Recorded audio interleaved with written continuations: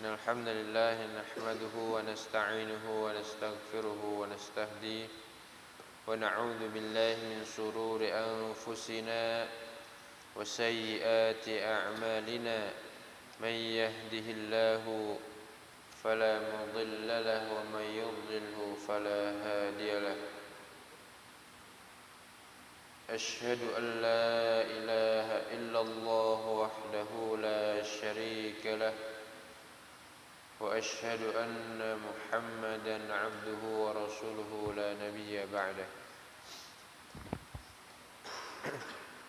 قال الله تعالى في القرآن الكريم أعوذ بالله من الشيطان الرجيم يا أيها الذين آمنوا اتقوا الله حق تقاته ولا تموتن إلا وأنتم مسلمون وقال رسول الله صلى الله عليه وسلم اتق الله حيثما كنت وأتبع السيئة الحسنة تمحوها وخالق الناس بخلق حسن.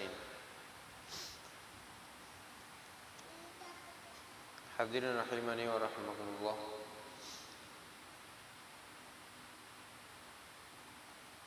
Rasulullah sallallahu alaihi wasallam dalam sebuah hadis yang barusan saya sampaikan bahwa beliau mewasiatkan 3 hal. Pertama, ittaqillaha haitsuma kunta. Bertakwalah kalian di mana pun kalian berada. Wa atbi'is sayyi'atal hasanata tamhuha.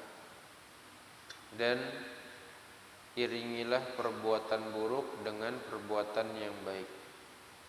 Wa khaliqin nasa bi khuluqin hasanin. Dan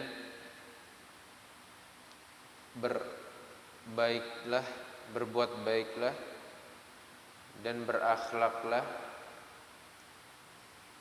pada orang lain bi khuluqin hasanin, dengan akhlak yang baik. Jadi indikator orang yang bertakwa adalah ketika dia berbuat suatu kemungkaran, suatu perbuatan jahat, kemaksiatan, pertama dia langsung diiringi dengan perbuatan baik. Yang dimaksud perbuatan baik di sini sebagian ulama menyatakan umum. Apabila orang setelah berbuat maksiat, baik disengaja maupun tidak, maka diiringi dengan perbuatan yang baik. Ada yang mengkhususkan perbuatan baik, menspesifikasikannya dengan apa? Dengan taubat. Apabila ketika seorang telah berbuat maksiat, maka diiringi dengan perbuatan baik, yaitu dengan bertaubat, perbanyak istighfar. Kita ketahui bahwa perbuatan taubat atau istighfar adalah perbuatan yang baik. Tamhuha, karena bisa menghapus dosa perbuatan yang buruk tadi. Dan indikator orang yang bertakwa adalah selalu wa khaliqin nasa bi khuluqin hasan. Ya, bisa berakhlak, bermuamalah dengan orang banyak, dengan orang lain dengan akhlak yang baik. Jadi akhlak yang baik termasuk ciri-ciri orang yang bertakwa. Kemarin kita sudah bahas tentang bahwa timbangan yang paling besar atau yang paling berat nanti adalah akhlak yang baik. Yang tentunya Rasulullah Shallallahu Alaihi Wasallam pun diutus untuk menyempurnakan akhlak. Ya, oleh karena itu jangan sampai kita bosan-bosan untuk belajar adab dan akhlak. Ya, dan sebelumnya pun kita sudah membahas tentang perkataan ulama bahwa mereka lebih banyak belajar adab dibandingkan ilmu. Seperti perkataan Ibnu Mubarak, ya, dulu aku belajar adab selama 30 tahun dan aku mempelajari ilmu selama 20 tahun. Atau perkataan ulama yang lain, adab itu 2/3 dari ilmu, ya. Maka dari itu adab lebih diutamakan, ya, jangan sampai orang berilmu tapi tidak beradab. Kita lanjutkan bahasan kita di halaman keempat, di paragraf yang kedua, ya. Ketahuilah menuntut ilmu adalah suatu kemuliaan yang sangat besar dan menempati kedudukan tinggi yang tidak sebanding dengan amalan apapun. Ya. Jadi keutamaan orang yang menuntut ilmu, belajar agama, ya, menuntut ilmu di sini adalah maksudnya adalah belajar ilmu agama, bukan ilmu yang lain, bukan ilmu dunia, bukan ilmu selain ilmu agama, bukan juga selain ilmu agama itu dilarang, tidak. Boleh-boleh saja, akan tapi jangan sampai ilmu agama itu seolah-olah terkalahkan dengan ilmu yang lain. Zaman sekarang orang lebih semangat untuk belajar ilmu dunia mati-matian dibandingkan orang belajar ilmu agama.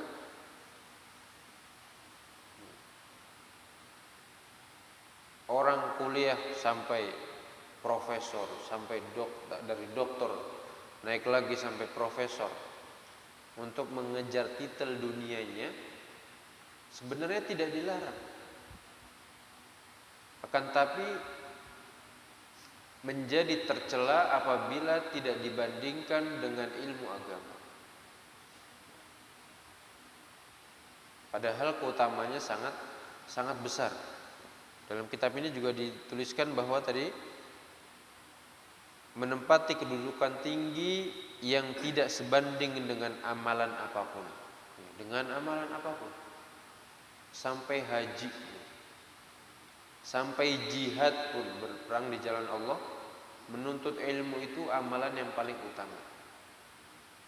Karena semua amalan ibadah itu harus didasari dengan yang namanya ilmu. Orang mau menunaikan ibadah sholat harus tahu ilmunya. Orang mau puasa harus tahu ilmunya. Bahkan orang yang pergi haji pun mereka harus tahu ilmunya. Terkadang, ya, ini kisah dari teman saya yang guide haji.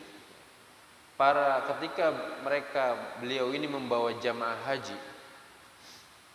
haji tentunya sangat berharap besar ketika dia melakukan ibadah haji, ibadahnya jangan sampai batal. Ibadah hajinya minimal ya harus diterima. Karena kenapa? Karena namanya haji murah apa mahal, Pak? Ibadah yang mahal. Ya.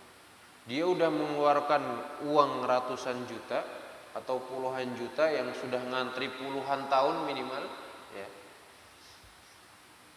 Tapi ibadah hajinya salah.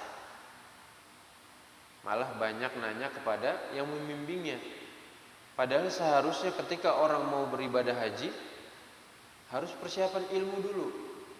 Bagaimana dia dari berangkat niatnya, di mana dia harus memakai kain ihram, ya, berapa kali dia harus tawaf, lempar jumroh, di mana dia harus mikot, ya, ke Musdalifah harus ngapain. Sangat khawatir ketika ibadah haji yang dilakukan itu tidak tidak sah. Akan tetapi yang jadi persoalan adalah yang diperhatikan hanya ibadah hajinya saja. Dia tidak memperhatikan ibadah-ibadah yang menurut dia tidak butuh modal, seperti sholat. Seorang ketika sholat tidak memperhatikan apakah sholatnya itu sah, apakah bacaan Al-Fatihahnya sudah benar yang termasuk rukun dari sholat.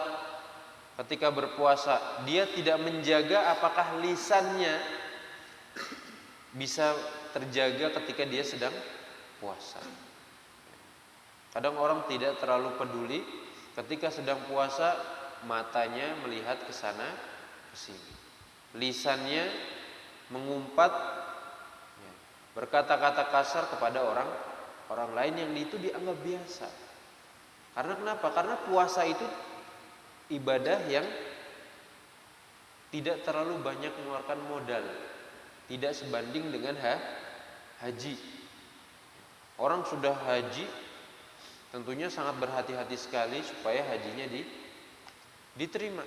Tapi kalau ibadah-ibadah yang tidak butuh modal, kadang orang kurang memperhatikan. Betul tidak, Pak? Puasa tidak diperhatikan. Ya, sholat seperti biasanya 5 waktunya tidak diperhatikan. Ya. Dan semua itu tentunya harus didasari dengan ilmu. Makanya tadi menuntut ilmu adalah sebuah kedudukan yang sangat tinggi, yang tidak sebanding dengan amalan apapun. Wajib harus didasari di ilmu. Ya. Karena man amila amalan laisa alaihi amruna fahuwa raddun. Barang siapa yang mengamalkan suatu amalan yang tidak ada landasan ilmunya, maka amalan tersebut itu tertolak. Imma amalan tersebut memang disyariatkan ataupun tidak. Amalan yang disyariatkan ya tadi seperti puasa, tidak tahu ilmunya, ya, lisannya tidak terjaga, maka pun amalannya tertolak. Ya, man lam yada' qawla zur wal jahla wal amala bihi falaisa lillahi hajatun ay yada'a ta'amahu wa syarabahu. Yang enggak bisa ninggalin perkataan yang kasar, ya, perbuatan bodoh yang sia-sia, ya, maka Allah tidak butuh dengan puasanya. Ya, maka amalannya tertolak, sah, cuma tidak diterima. Apalagi amalan yang tidak ada dasarnya. Laki-laki dan wanita diwajibkan untuk menuntut ilmu. Ya, dalilnya sudah jelas. Thalabul ilmi fardhatun ala kulli muslim. Ya, menuntut ilmu adalah wajib hukumnya bagi setiap muslim. Yang ilmu itu bersumber dari Al-Quran dan As-Sunnah. Tentunya dua sumber ilmu kita dari Al-Quran dan Sunnah. Sebagaimana Rasulullah SAW pernah menjelaskan, taraktu fikum amrayn fa in tamassaktum bihima lam tadhillu abadan. Ya. Telah aku tinggalkan 2 pusaka yang dimana apabila kalian berpegang teguh kepada 2 pusaka tersebut, niscaya kalian tidak akan pernah tersesat selama-lamanya, yaitu kitabullah wa sunnatu rasulillah, yaitu Al-Quran dan sunnah Rasulullah SAW. Karena ilmu tersebut bersumber dari keduanya, tidak boleh keluar dari jalur itu. Adapun seperti qiyas, semuanya itu juga diambil dari Al-Quran dan Sunnah. Ya, qaulus sahabat, ya. Para sahabat juga tidak akan pernah keluar atau menyimpang dari Al-Quran dan Sunnah. Tidak pernah mengatakan apa menurut hawa nafsunya. Hadirin rahimani wa rahimakumullah. Karena dengan ilmu yang dipelajari, mereka akan dapat mengerjakan amalan-amalan soleh yang dengan itu akan mengantarkan mereka ke dalam surga. Kewajiban menuntut ilmu ini mencakup seluruh individu muslim dan muslimah, baik dia sebagai seorang orang tua, anak, ya. Bagaimana orang tua bisa mendidik anaknya sesuai dengan koridor syariat. Tentunya itu semua akan dia ketahui dengan belajar. Seorang anak wajib menuntut ilmu bagaimana dia bisa berbakti kepada kedua orang tuanya. Perkataan saja, saja yang Allah jelaskan dalam Al-Quran pun tidak diperbolehkan. Wala taqul lahuma sampai kita mengatakan saja nggak boleh. Tapi zaman sekarang sudah menjadi hal yang biasa. Nggak mau bu, nggak mau pak, males dan lain sebagainya. Ya. Seorang pedagang, bagaimana pedagang tersebut bisa berlaku jujur dalam menjual beli. Kita ketahui bahwa surat Al-Mutaffifin adalah suatu contoh, yaitu orang-orang yang curang. Wa idaktalu 'alan nasi yastawfun, apabila dia menimbang kepada orang lain dia tidak adil. Wa idza kaluhum aw wazanuhum yukhsirun, apabila dia menimbang dia mengurangi timbangan. Maka ini juga termasuk ilmu yang wajib dipelajari bagi seorang yang hendak berjual beli. Akad-akad apa saja yang tidak boleh, yang gharar, yang mengandung riba. Zaman sekarang semuanya serba online pak ya. Bagaimana kalau kita tidak mengetahui hukumnya? Bagaimana hukum belanja dengan sistem pay later, ya, bayarnya nanti, atau cashback dengan hutang, hukumnya seperti apa? Kalau kita tidak ketahui ilmu-ilmu ini, tentunya kita bisa terjerumus. Jangan sampai sesuatu hal yang mubah karena kita tidak tahu ilmunya menjadi terjerumus dalam sebuah perkara yang dosa. Allah menghalalkan jual beli, tapi di mana jual beli tersebut terkadang mengandung unsur riba. Orang jual beli rumah, zaman sekarang ada ribanya. Bagaimana orang bisa menjual tanpa ada unsur riba? Seorang pedagang harus belajar ilmunya. Karyawan, ilmu-ilmu apa saja yang wajib diketahuinya. Dia harus amanah, datang tepat waktu. Jangan sampai korupsi waktu, pulang tepat waktu, menggunakan fasilitas kantor sesuai untuk pekerjaannya.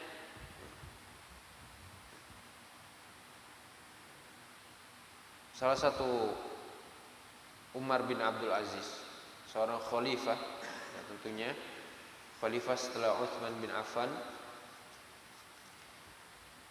Beliau ketika sedang kerja di meja kerjanya menggunakan lampu, di zaman dulu lampunya bahasanya lampu pakai lampu semprong, tahu ya, lampu dari api.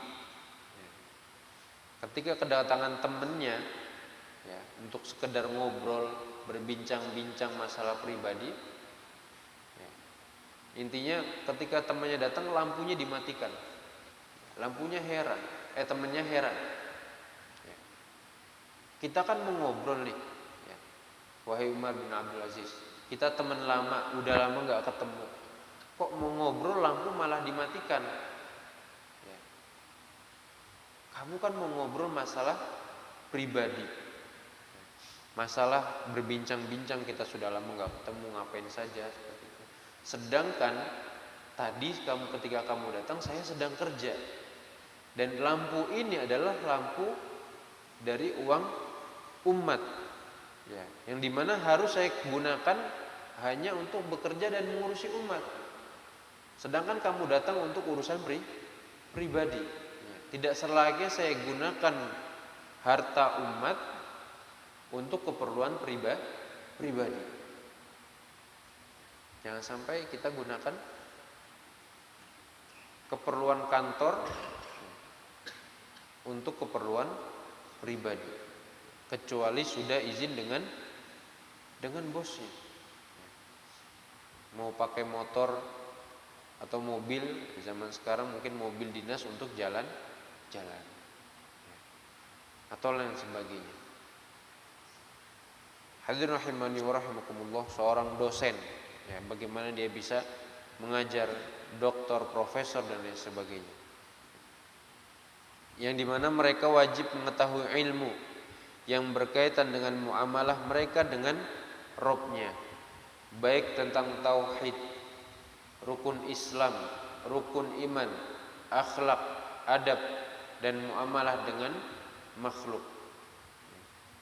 Harus berilmu, mengetahui ilmu bagaimana kita bermuamalah, beradab kepada Allah, baik dengan tauhid, dan ini suatu perkara yang utama, karena amalan kita tidak akan diterima kecuali dengan tauhid. Kita mengikhlaskan ibadah hanya kepada Allah Subhanahu wa ta'ala. Tidak ada campur niat lain selain kepada Allah, walaupun niat itu baik. Walaupun niat itu baik. Contohnya seperti dulu pernah dijelaskan ketika saya ngikutin kajian Ustaz Khalid Turai kalau tidak salah. Seorang thalibul ilmi, ya, ketika ingin menuntut ilmu ke Madinah misalkan, ke Mekah, kadang kebanyakan mereka salah niat. Ya. Kita ketahui bahwa menuntut ilmu niatnya hanya kepada untuk Allah. Ya. Kebanyakan niat orang ketika belajar menghafal Quran, ya, niatnya supaya saya bisa diterima di Madinah. Saya belajar bahasa Arab supaya bahasa Arab lancar, supaya bisa kuliah di Madinah. Ya. Memang niatnya baik, ya, tapi dia tidak meniatkan untuk Allah. Dikhawatirkan, ya, ilmunya tidak bermanfaat. Ya. Maka dari itu harus diniatkan dengan ikhlas karena Allah Subhanahu wa ta'ala. Rukun Islamnya dia tahu, ya, rukun imannya dia paham, akhlak dan adab muamal sama makhluknya dia mengerti. Bagaimana tidak boleh, ya, membuat ghibah, mengganggu orang lain, lisannya menyakiti saudaranya, ya, man salimal muslimu min lisanihi, al muslimu man salimal muslimu min lisanihi wa yadihi. Seorang muslim yang baik adalah yang lisannya dan tangannya selamat dari menyakiti orang lain. Sebagaimana Rasulullah SAW bersabda, "Idza marartum bi riyadil jannah farta'u."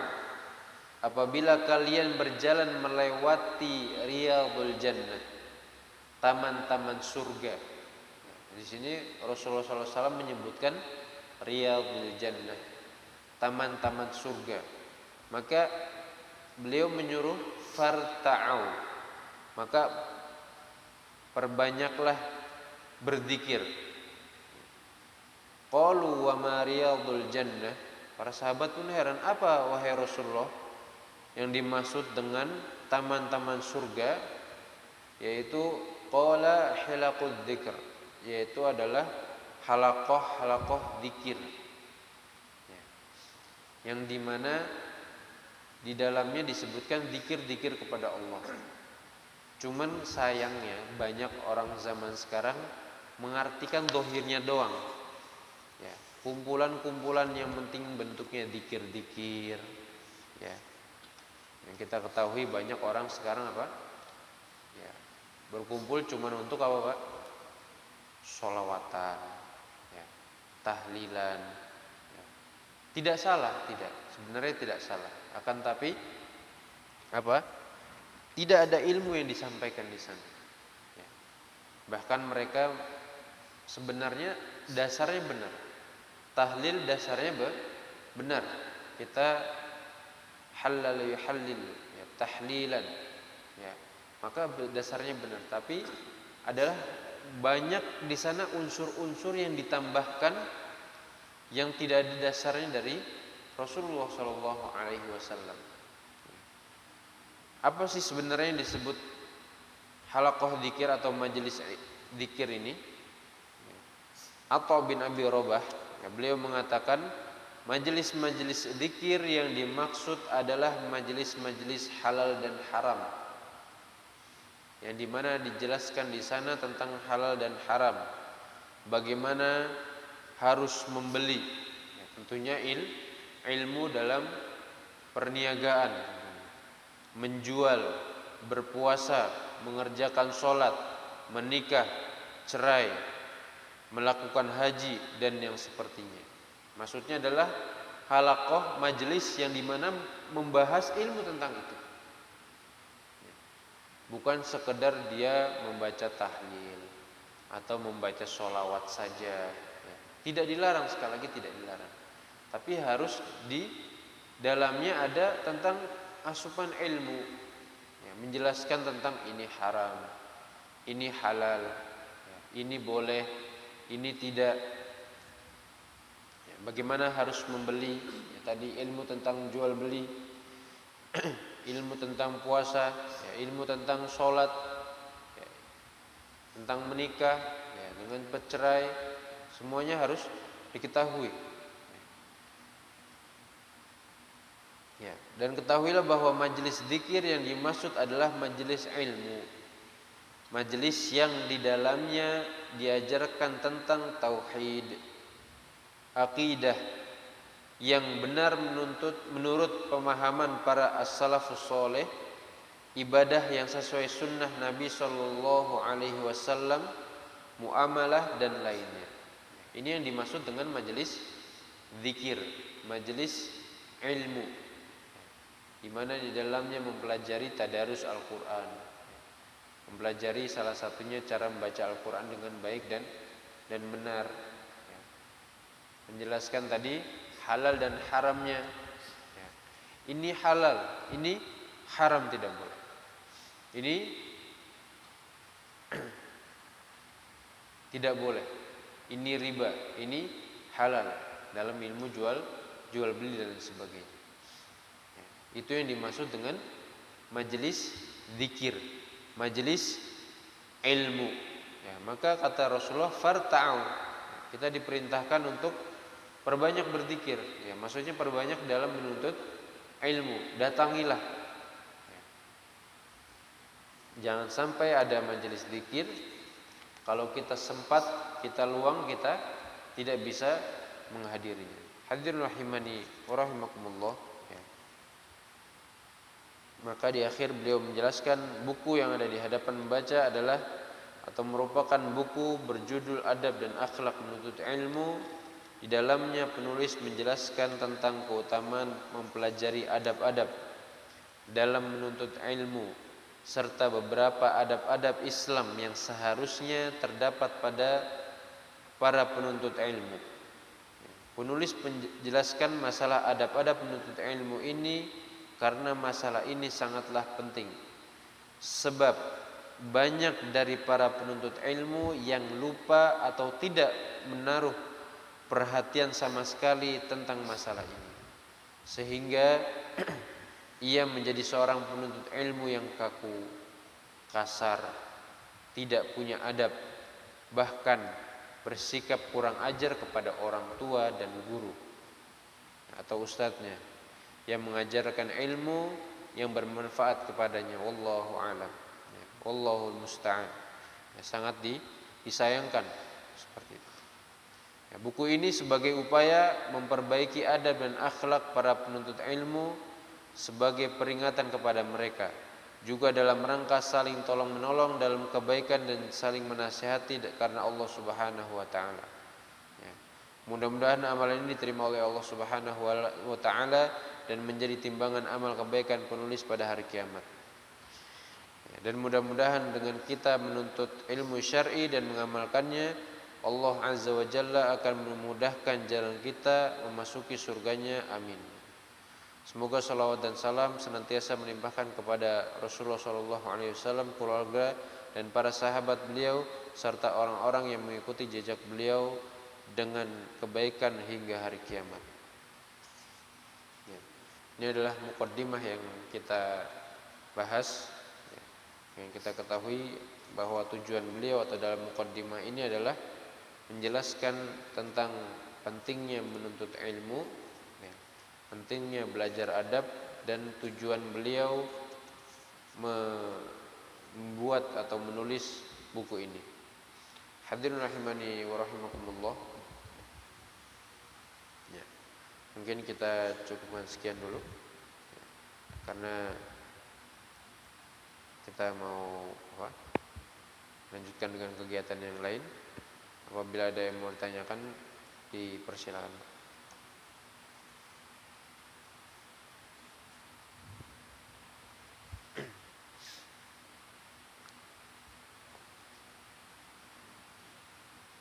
Tidak ada, Pak? Tidak ada, kita cukupkan saja. Subhanakallahumma wa bihamdika asyhadu an la ilaha illa anta astaghfiruka wa atubu ilaik. Assalamualaikum warahmatullahi wabarakatuh.